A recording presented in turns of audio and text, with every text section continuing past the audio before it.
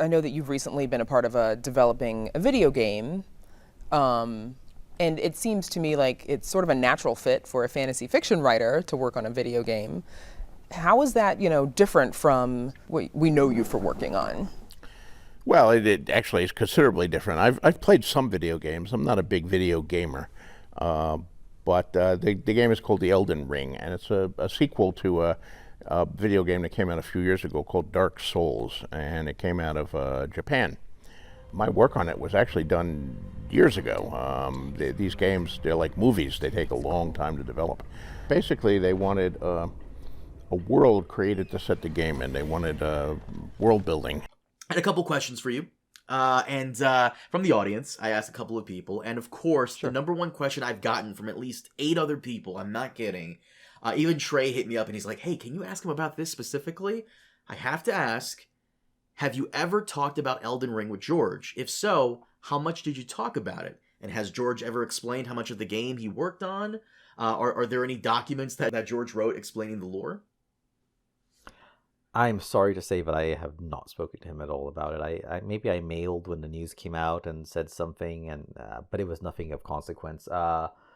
It's very cool. I was really interested in it. I haven't actually played the game myself. I've never played any of the FromSoft games, but I very much respect sort of the visuals and just the style of the gaming. And I thought the lore was kind of crazy and interesting. But I have no idea. I know, I mean, my impression from, and this is what everyone else, this is partly looking at lore videos and so on, is like George set up the sort of the prehistory, like a prequel stuff. It kind of sets up, and then Miyazaki and his team kind of iterated on that and kind of expanded into all the weird, wacky ways that they do things.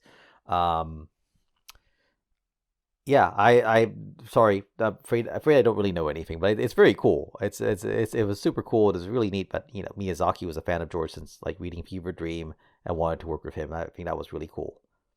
And it turned out to be a great game. There are only a few content creators out there who I think would be better equipped to really dive into and analyze exactly what's from George and what isn't.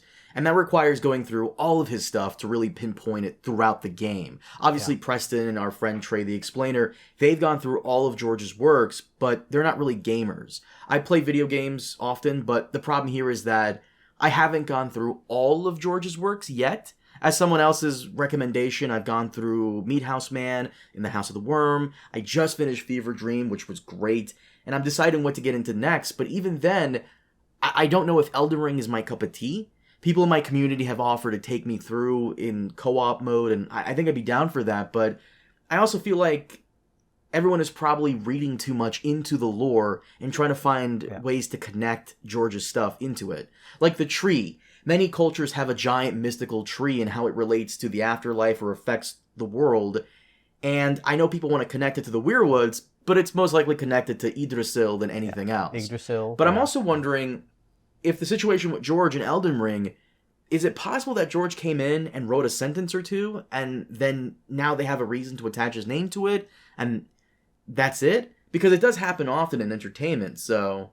I think it was more than that. I think, my impression, at least, is, and this may be my jumbling things up from interviews, is that George wrote like a prologue, basically, of the sort of, I think it's what's the event called? Up to the Night of the Long Knives, or it's not. That's not it. The basically he wrote that part of the sort of this political demigods thing that kind of sets up where you start with Elden Ring, and so I presume there's like maybe like a dozen pages of sort of a narrative and a sort of biblical, Silmarillion-esque kind of, this is how the world kind of started, this is this big conflict among these demigods, and this is what sets the stage for what happens.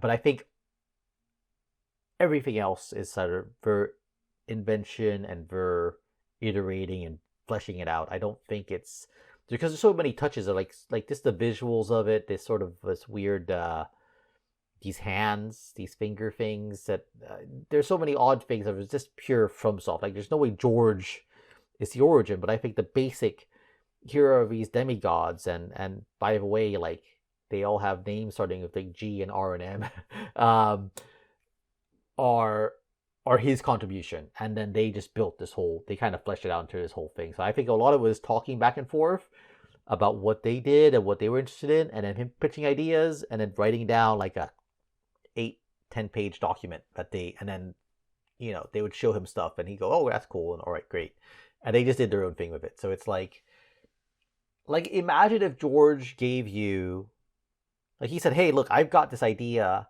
for a story about these dragon people and this kid who, and they find the wolves in the summer snow, and there's this Kingslayer guy who's sleeping with his sister, and he like, yeah, go and make something of it. Like then you'd kind of come up with your own thing on it. So I think it's kind of like that. I don't think it's like everything in that story is not from George, like, but like the seed of it, like the very beginning of that history of that world is like from him, and they just expanded on it and then push it forward, like however many hundreds or decades or centuries it is from the major sort of event where with the breaking of the Elden Ring, I think it is what the event. I haven't actually looked at lore stuff since shortly after the game was out, but yeah, that's my impression. Man, people love this Elden Ring. I got to get onto it, man. But I suck at Souls games. You have to parry it correctly and dodge at the right time. I'm so bad at that. I'm so bad at that. So, but I do need to get onto it. To the people who have been offering to help me with that, I will require your help, please. Well, I was actually also going to ask you, what's up with George not really blogging about Dunk and Egg? Because I would argue Dunk and Egg was way better than House of the Dragon season 2, and I would even maybe say season 1. Yeah, George has barely commented on Dunk and Egg. Like when House of the Dragon was out, every other episode he put out a review, but for Dunk and Egg, it's been crickets. Do you know what's going on with that? I do not. I didn't really think about it. I have just assumed he's busy. I mean, I know he was in Iceland for this convention, and then he was in London or in the UK, and I assume he was over in Belfast for a while in the prep leading up to the second season of Dunk and Egg filming. Mm-hmm. And I just think he's he's barely posted about football lately and so on. So obviously with reason, perhaps. Given the fate, how the Jets and Giants have fared of late over the last few years, but I think he's probably, and he said like I have so many things to post about, and then he kind of doesn't get around to it because he's just got too much on his plate. Mm.